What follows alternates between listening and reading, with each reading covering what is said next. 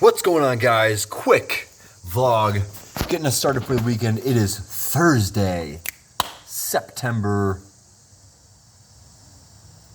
Figure it out yourself 2020. Welcome, family, friends. Let's get started. I have to admit, I've already started.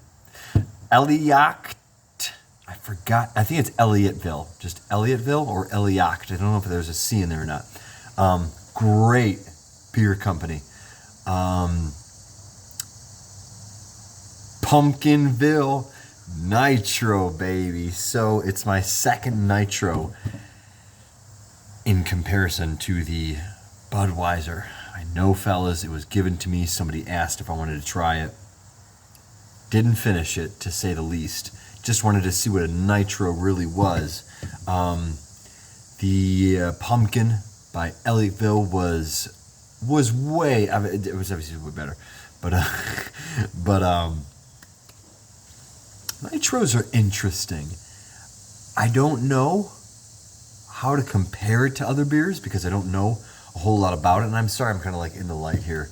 I don't want to be over here because then I'll be shadowy. I want to be over here because I'm partially all white.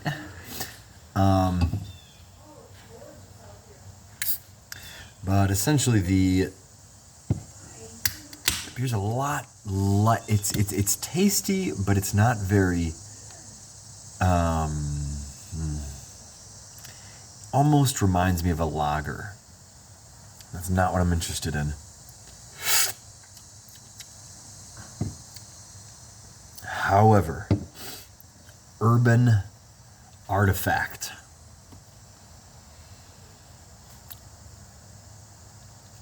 This one's tart as fork. Dragon fruit punch, Midwest fruit tart. Guys, those are just the names. I'd like to say that they actually come from something.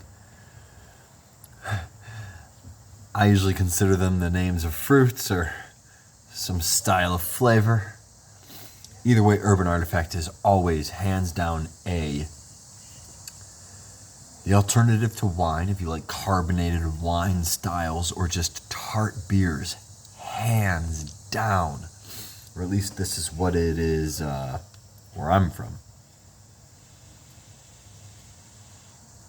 Dragons. No, that's just what it's called. Just called Dragons. Oh, pH. So 3.2 pH. That's pretty acidic. 10%.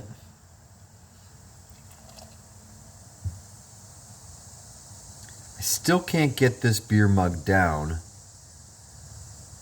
At all. However, wow. It's like, it's just the bubbles. It's just the carbonation. It tastes like juice, guys.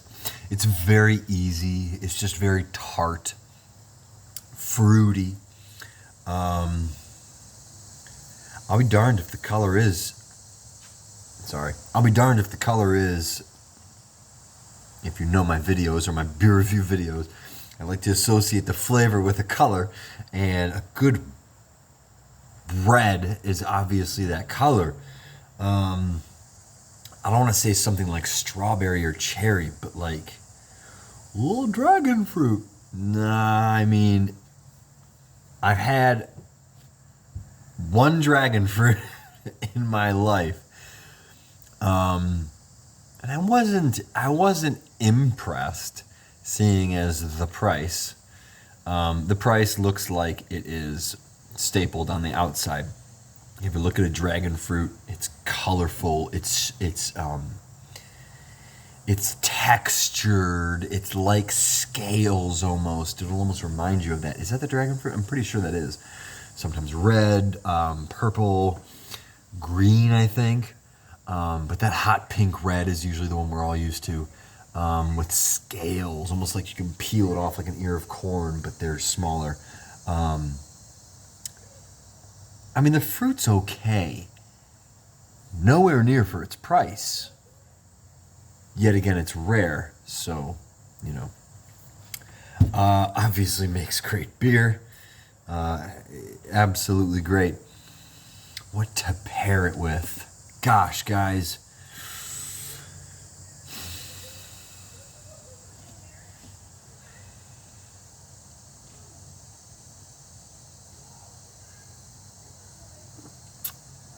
It's very sweet. It's very tart. It's like the fucking wine they serve you in church. In one of those little Dixie cups. You get to only have like a little shot of, and you're like, whoa, I'm a drinker. But no, not really. So anyway, let's get started. Thursday evening. Work to do.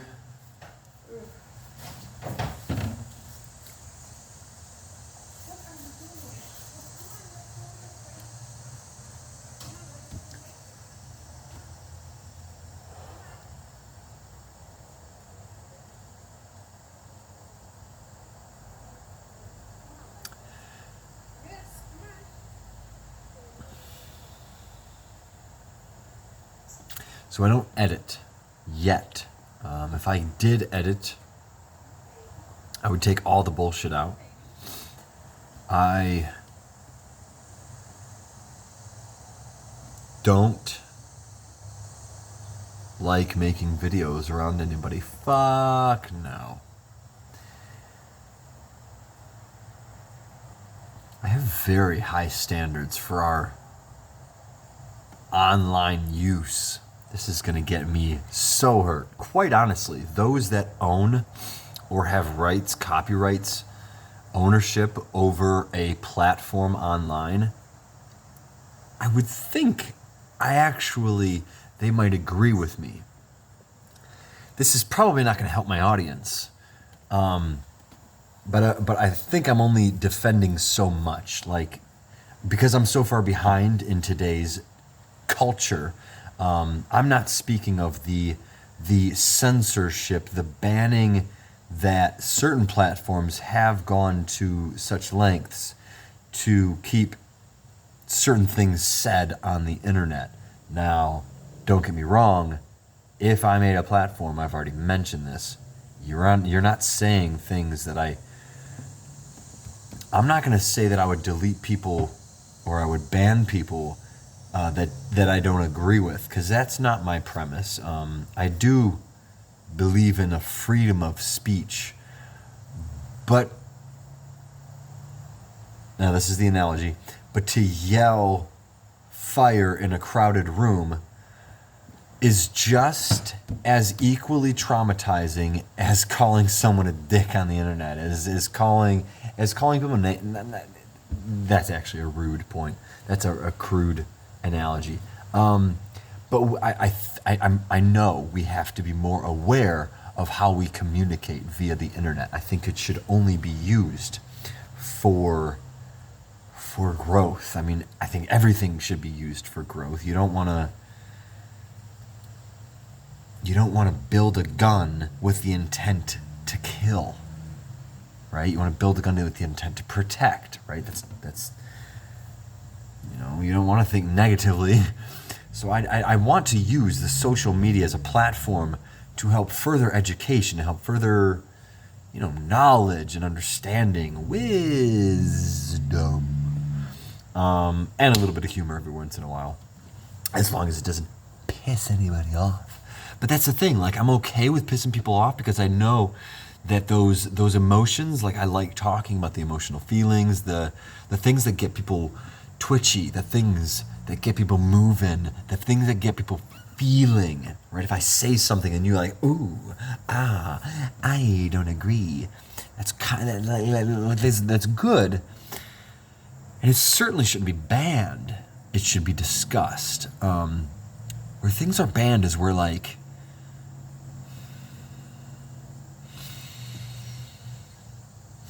I don't think I'm ready yet, because we're so far in the age of social media. I think, like, you don't ban podcasts. Like if you allow violence, if you allow violence and fear-based videos, things that express negativity, and this is I'm gonna put it, news, right? So most stories, some stories, maybe a story here and there, may go into the violent aspects of our nation, of our country, of our world. And as far as that goes, as being like open to a public, I'm not saying to the individual. All right, this is the big difference. I allow individual freedoms to a very high extent, but public freedoms, the ones that we have to work together on, are very much misguided. We don't have a great interdependence yet. We're still separated by countries, by states, by cities. I mean, it's a good thing to keep groups small. I get it.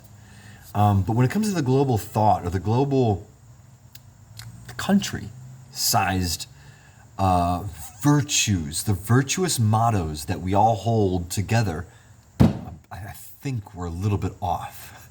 I think we may not see eye to eye on everything.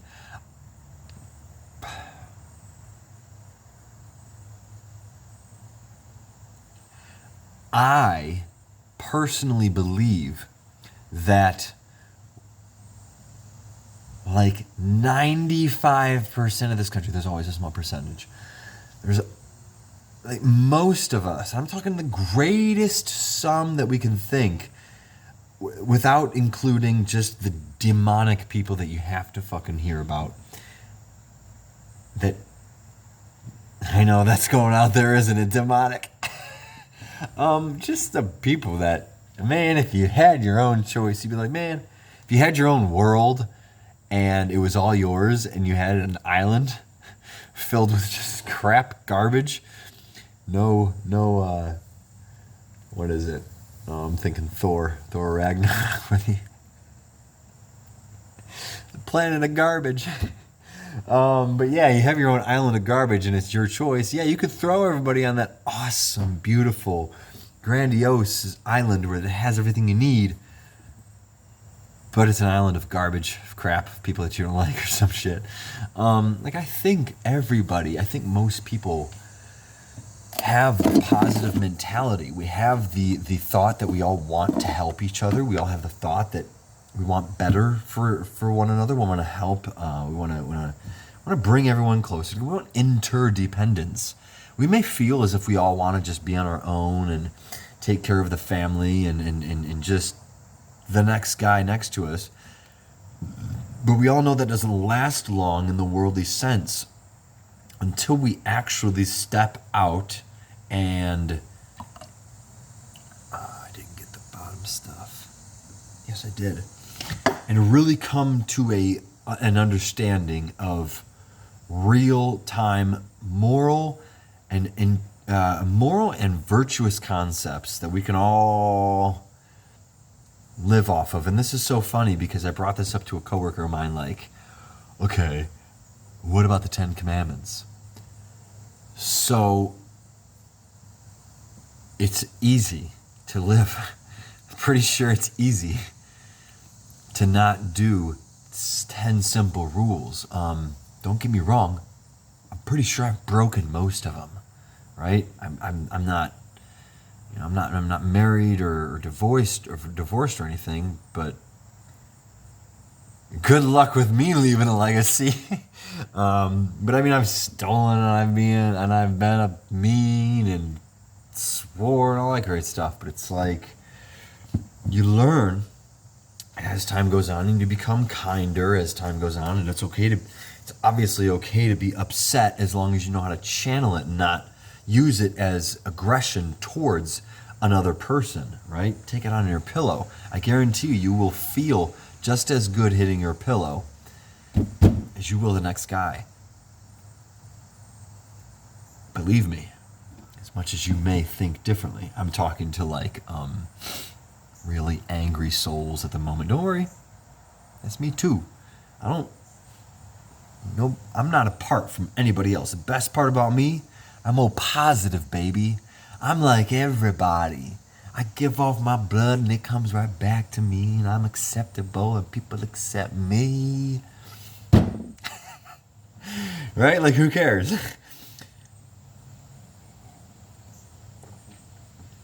Another interesting one. Corona might affect O positive or just O, blood type O people. I could totally get that. That's absolutely not that you could like study very easily. I mean, I haven't said enough about what I think about studies and then some, but essentially, like if I were to tell you that the study said more people with blood type O were affected by corona than other blood types. Bitch, please. There's just too many variables. There's way too many variables. It's kind of hard to defend because blood type is so basic, it's so genetic, it's so good luck trying to fix that one or change it or alter it. So it's easy to keep that test result similar. But because there's so many differences out here, I mean, you have to have, in my mind, where this test would actually make sense is if it were multi-millions of studies of people, you know, not just like, oh, study found 5,000 people, 2,500 that had O positive and 2,500 that had A positive blood. The O positive found more people. Not a chance. Like, no chance whatsoever is there any sort of comparison there. It's just not there. I like the... I don't not believe in those studies or these style of studies that take two basic formulas and compare them and then leave out all the rest of the variables. I forget what this, like that lack of variability is. But when I see that lack of variability, I don't want to throw it away, but I kind of just, most of the time I'd be like, yeah, obviously, O positive would, probably could be more susceptible to diseases. Because not only is there more O positive people, but O is the giver and receiver. It's the giver and the receiver of blank. It doesn't even matter what it is of. I think that's the point, because when it gets there, I think the focus is giver and receiver, right? Like, I don't know how to prove because I ain't no doctor, but it seems really obvious to me. Now it's interesting. No, I don't even know how to say that. Like, oh, I'm O positive, or I'm pretty sure I'm O pos or O neg.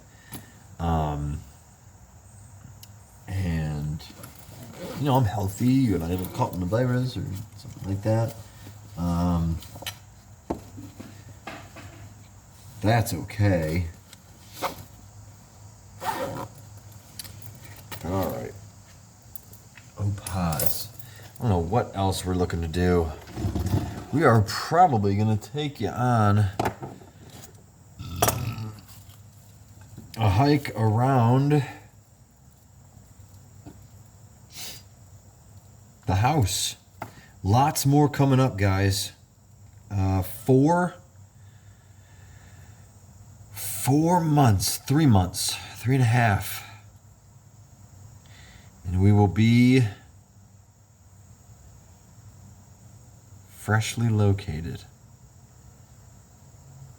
I can't build up these videos enough. Nobody's going to watch this. 30 minutes. 30 minutes in. But man, I can't wait. I can't wait until December. Pretty sure it's going to happen. I'm going to move. And I'm going to move really well. Move. Not move.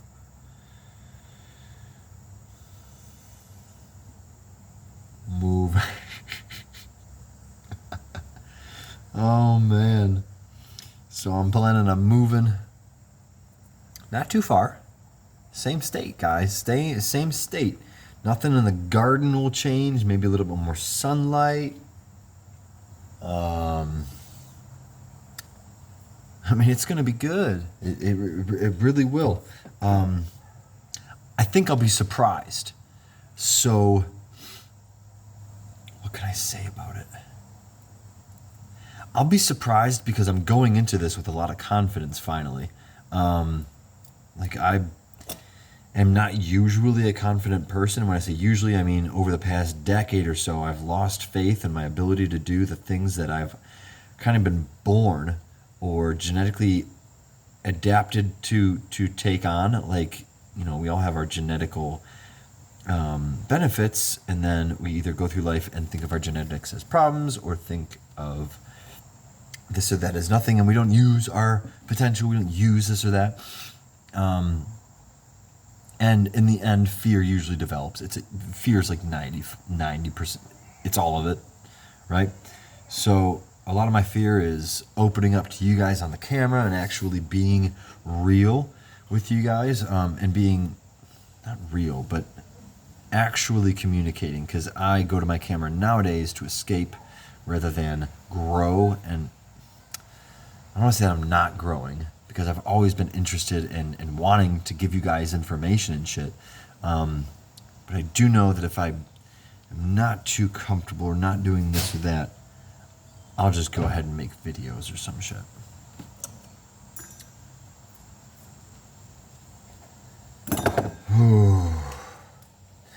Gonzo, pretty soono.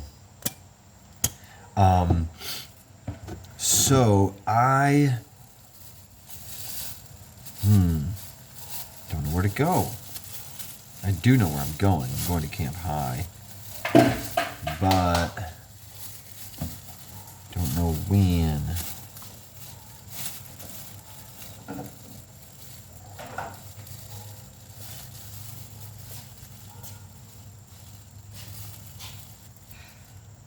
Yes? I'm going to cut the grass. You're gonna cut the grass. You shouldn't, And why shouldn't I? because I still forgot the weed whip. Oh, that's all right. I'm just talking about cutting the grass, not whacking. And I could have remembered it today. There's a freaking bug on my back. We gotta get all of this All right, grass. later, fellas.